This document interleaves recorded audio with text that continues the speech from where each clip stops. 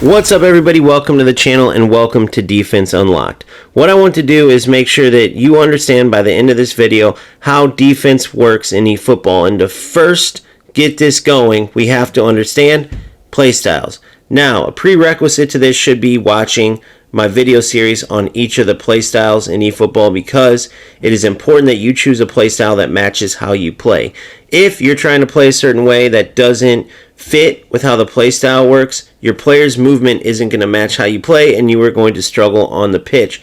So if you don't understand all the playstyles, go watch the video series. Even if you just read what the playstyles say in game, it is important that you understand a little bit more, and I do a good job, I feel, of breaking down exactly how that translates on the pitch with some pros and cons added to it as well. Now in this video, you'll understand the defensive side of how these playstyles work. So to start, there's four components of each of these playstyles, four main components that make them what they are. There's two offensive, which are passing and off the ball movement, and two defensive components, which is defensive line and pressing.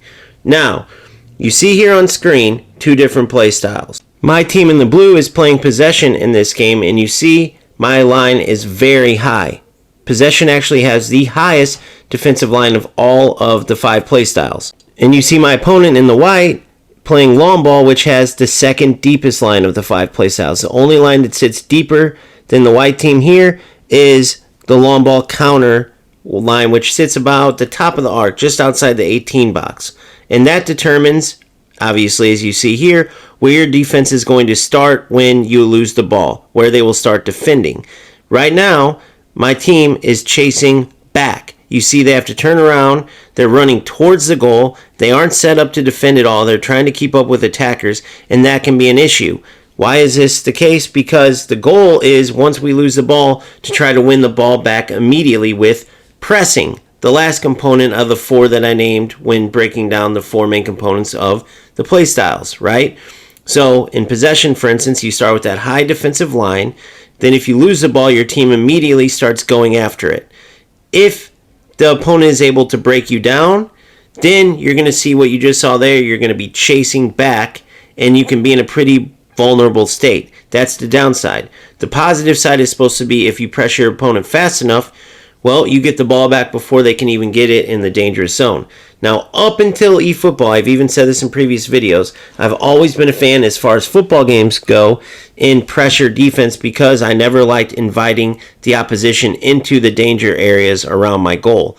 However, what I noticed is that against any type of skilled opponent, if you're pressing, you're pulling your players all out of position, going after the ball, and they end up quickly just passing around you, slicing you up like Swiss cheese, and now you have all these holes for them to pass through and create dangerous chances. And if you play possession like I am here, or quick counter, in both of those instances, the pressing is going to be high and aggressive, right? And if we were speaking exact, quick counter is supposed to be a little more aggressive as far as pressing goes in possession, but both of those are high lines and pressing play styles. Now, the opposite of that would be what this white team's playing, which I said is long ball. They have a deep line, so when they lose the ball, they get players behind the ball. They don't just lose the ball and then rush right after the attackers and try to get it back. They drop behind the ball, getting in between the ball and their goal, and then they can defend. And if you notice, the difference is they're facing up to the attackers,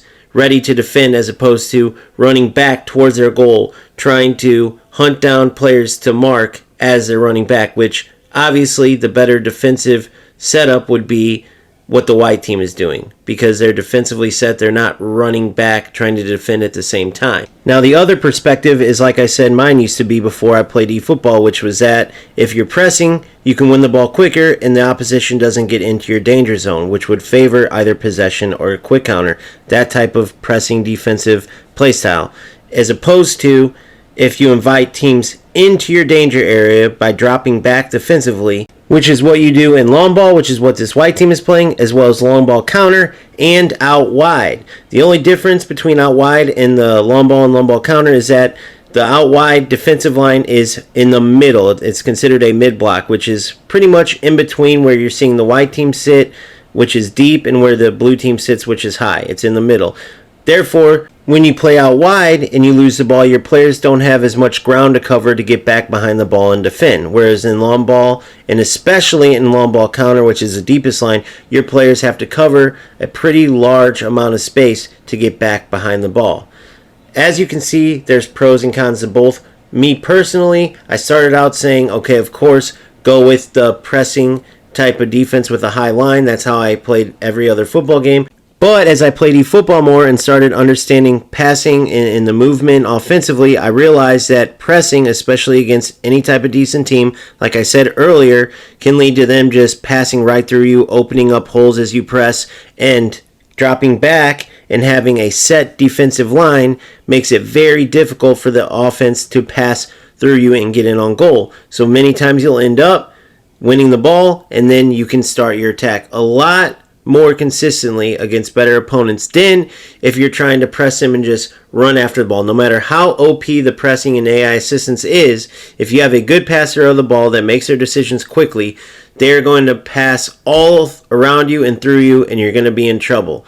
Now, there's absolutely a skill to pressing, right? Many players don't use it, and it's the easiest to utilize defensively if you don't have skill, because you simply hold down R1, hold down X, and hope your player runs and wins the ball for you, because the AI does win the ball here. You don't have to switch to the player to win the ball. But as you rise up in ranks and play more skilled opponents, you absolutely will need to press with some skill if you want to have any type of success. So, in summary, before you get into a game and defend on the pitch, you have to choose the right playstyle to match how you want to defend. Each of the 5 playstyles has their own defensive components, which are defensive line and pressing. So make sure you understand those and choose the one that matches how you're going to defend or how you want to defend. So if you're not catching what I'm throwing, I first released a video series on every playstyle, which summarizes how these playstyles translate to on-pitch performance, both offensively and defensively. Now we went into detail on the defensive side of the playstyles, and next up will be the attacking components to these playstyles. This is one of the many beauties of Konami's eFootball that make it by far the best total package football simulator. All of these things that you are learning, all the time that you put in to further understand the game as a whole, will absolutely translate to more success on the pitch, and I know this because it is working for me. The more you understand, no different than real life sports or real life football, the more you understand, the better. When you go into a new team, you might struggle at first, but once you start understanding tactically their approach and what runs you want to make, how you want to defend, how you want to attack, no matter how good your individual skill is, you are still going to struggle until you start understanding these. And then once you do, you play much better, and that is a great feeling. And that feeling translates into eFootball. It's unlike any other football game. The satisfaction you get as you learn and get better and master all of these details in eFootball give you that same feeling that you got out on the pitch in real life. Or if you never played real football, you get that feeling that you would have got if you played. It's a beautiful thing, so keep grinding, keep having fun, and I'll see you on the next one. Peace out.